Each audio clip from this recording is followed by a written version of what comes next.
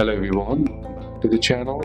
Hope you are doing well and fine, and in today's video I'll be showing you PSN how to refund a game. So without wasting any time, let's just jump right on the video and make sure to watch this video till the end and follow the steps as well.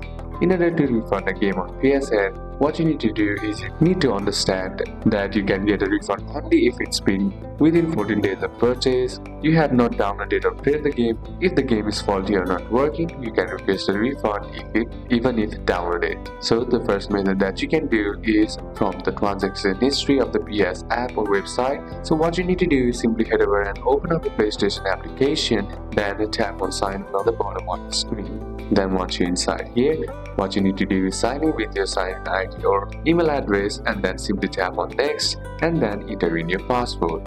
Then once you're inside the home page of the PlayStation app, what you need to do is tap on your profile icon on the top right corner of the screen, and inside there select payments and subscriptions. Now inside payments and subscriptions, select transaction history, find the game you purchased, and now if eligible, you'll see a request refund. Simply tap on that. Then once that's done, all you gotta do is check all the things and then simply confirm your request, and if eligible, your refund will be transferred to your PSN wallet. Then the next method that you can do is refund using your PlayStation website. So simply head over and open up your browser, and then on the search bar type in PlayStation refund, and now here what you need to do is head over and log into your PlayStation account by simply tapping on the sign in option on the top right corner of the screen. And once you're inside here, enter in your sign in ID or email address and log into your account. Now inside, select a request a refund option. Then choose the item you want to refund and answer a few questions, reason for refund,